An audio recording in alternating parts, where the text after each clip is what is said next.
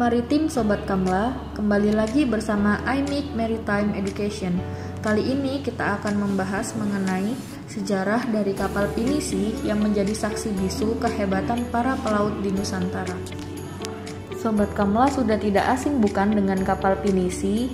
Ya, kapal pinisi merupakan bukti sejarah sekaligus saksi bisu kehebatan pelaut di Nusantara. Tak hanya sebagai armada laut yang tangguh, kapal ini pun memiliki filosofi yang mendalam, seperti pada ungkapan nenek moyangku seorang pelaut. Menurut peneliti dan ahli sejarah von Heijgeldern, dahulu kala nenek moyang Indonesia datang ke Nusantara hanya dengan bermodalkan perahu bercadik. Ungkapan tersebut memanglah benar.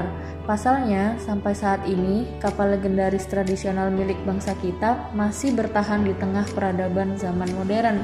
Saat ini, kapal legendaris tersebut bernama Pinisi. Lalu, berasal dari mana ya nama Pinisi tersebut, Sobat Kamla? Menurut tradisi setempat, Pinisi berasal dari nama sebuah kapal milik Raja Talo. Penamaannya diambil dari dua kata, yaitu picuru yang berarti contoh baik, dan binisi yang merupakan sejenis ikan kecil yang dikenal lincah dan tangguh. Sumber lain menyatakan, pinisi berasal dari bahasa Bugis, panisi atau map panisi, yang artinya menyisipkan. Istilah ini mengacu pada proses pendempulan lopi di Panisi yang mengalami perubahan fonemis menjadi pinisi.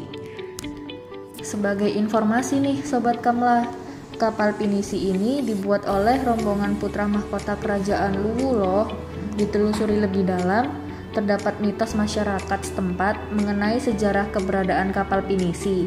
Berdasarkan naskah sastra Sera Babat Lala Galigo yang dibuat oleh putra mahkota kerajaan Luwu Saweri Gading, dalam naskah tersebut terdapat sepenggal kisah yang menjelaskan bahwa sosok Saweri Gading berlayar menuju negeri Tiongkok.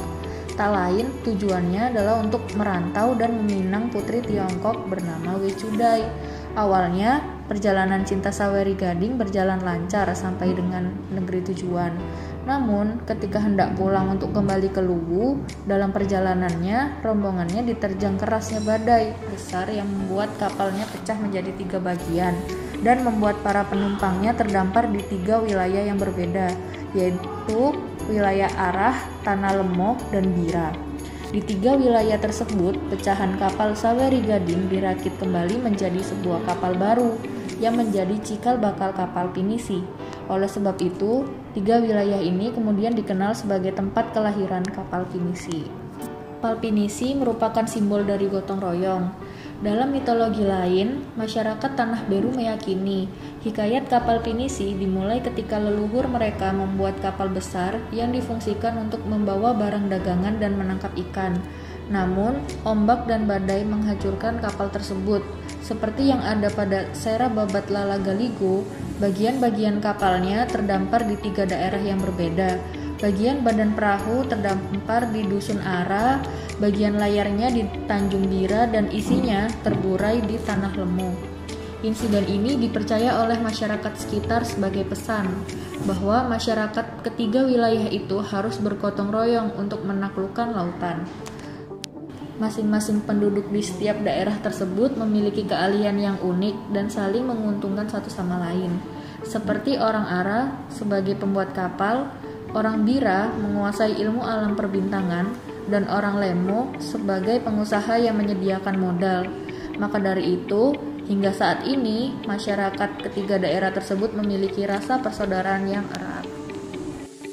Sekarang, kita masuk ke tahap proses pembuatan kapal pinisi yuk. Seperti apa ya kira-kira prosesnya? Dalam proses pembuatannya, pemotongan kayu pertama dilakukan oleh ahli pawang perahu yang disebut Panrita Lopi.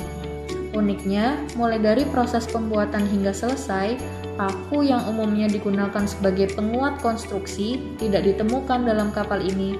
Mereka memanfaatkan sisa kayu dari pembuatan kapal sebagai pasak konstruksi. Sebagai yang terdapat pada kegiatan tradisional lainnya, terdapat ritual khusus yang mengiringi proses pembuatan kapal pinisi. Jajanan manis dan seekor ayam jago putih selalu disiapkan sebagai sesaji dalam setiap ritual tersebut. Filosofi yang terdapat pada kedua bahan sesaji itu, yakni jajanan manis sebagai lambang agar kapal selalu diberikan keuntungan. Selanjutnya, darah ayam jago dioleskan pada sisi bagian bawah kapal sebagai simbol harapan agar tidak terjadi pertumpahan darah atau musibah yang memakan korban jiwa di atas perahu tersebut. Lalu, ritual selanjutnya terdapat pada peletakan lunas yang menjadi pondasi berdirinya kapal ketika dalam proses pembuatan. Lunas akan dihadapkan ke arah timur laut. Hal itu dipercaya sebagai simbol perwujudan lelaki perkasa dan bagian belakangnya sebagai wanita tangguh. Tahukah Sobat Kamlah kalau saat ini kapal pinisi mengalami pergeseran fungsi? Pada masanya, berdasarkan catatan sejarah, kapal pinisi menjadi kekuatan armada laut yang cukup disegani. Meski beberapa kapal masih sesuai dengan fungsinya, di era globalisasi saat ini, kapal pinisi telah beralih fungsi menjadi kapal pesiar mewah yang dibiayai oleh investor lokal maupun asing.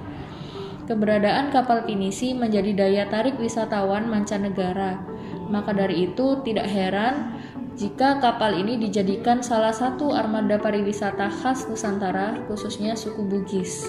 Untuk bisa membelinya, satu kapal pinisi dihargai mulai dari 500 juta rupiah hingga 1 miliar rupiah, tergantung ukuran dan fasilitasnya. Nah, sekian dulu ya informasi kemaritiman yang dapat kami sampaikan. Semoga dapat memperkaya khasanah pengetahuan Sobat Kamlah semua. Pantau terus informasi update mengenai kemaritiman yang ada di wilayah perairan Indonesia dan wilayah yurisdiksi Indonesia hanya di IMIC, Indonesia Maritime Information Center. Jika Sobat Kamlah punya ide atau saran untuk IMIC Maritime Education selanjutnya, yuk silahkan tulis di komentar ya. Terima kasih, sampai jumpa dan salam maritim.